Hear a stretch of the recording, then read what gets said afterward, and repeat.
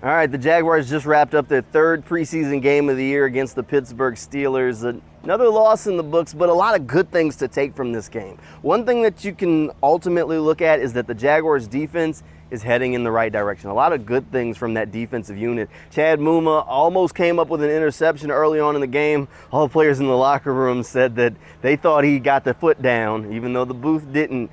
And Foye even gave a critique of the replay group in the stadium, saying that they needed to make sure they stopped playing that because this is the home field. So they'd have to celebrate a little bit harder to try and get that interception. But the turnovers are definitely a good sign. Dewan Smoot even having a big game. He came up with a safety and also popped loose a forced fumble. So a lot more turnovers than what we've seen from this group just a year ago. So definitely good signs from that starting defensive group. On the offensive side of the ball, they were okay. You'd like to see them punch it in. They kicked the ball or had a bunch of field goal attempts. They've got to find ways to get into the end zone. Trevor missed a handful of throws that I'm sure he'd like to have back. Definitely a good showing from Christian Kirk. This is the first time that he suited up in a game for the Jaguars this preseason, and Kirk looks like he's going to be worth every dollar the Jaguars are paying him.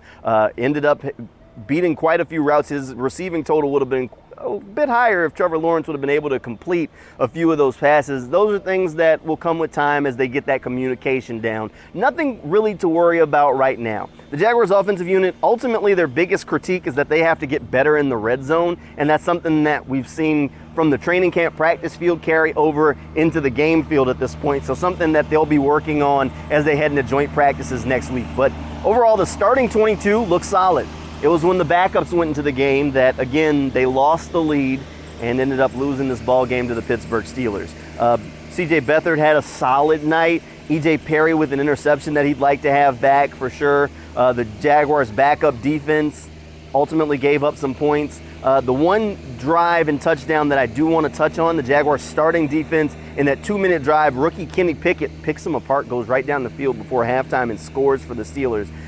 That's something that Foye Oluokun said was still bothering him after the game. So even though they did have a lot of positives for the starting group of defense, they do know what they have to work on because they can't allow that to happen, because those are the kind of points that can swing games and send you into the locker room feeling completely different than what you would have if you would have just gotten a stop there. So again, depth is going to be something that we have to watch with this Jaguars team, especially as they head into joint practices next week with Atlanta. We'll kind of get the opportunity to see a little bit of that depth in action in some competitive reps. Doug Peterson did say they won't tackle fully next week, but there will be a lot of thud and full pad practices on both of those days. So we'll get a chance to kind of test out some of that depth in more competitive opportunities just to see where the weaknesses are. But we kind of keep replaying this throughout preseason. When the starters come out, they have a lead, and then late in the game, that lead tends to disappear and they lose the game. So this team is good, could be better than maybe we expect,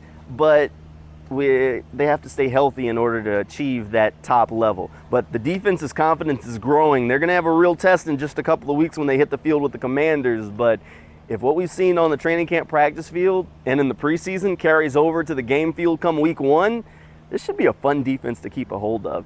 We'll check in with you next week after the Falcons practices and before the Falcons game. Make sure you stay tuned to News4Jags.com, and you just have to click on that sports section for all of your Jaguars news.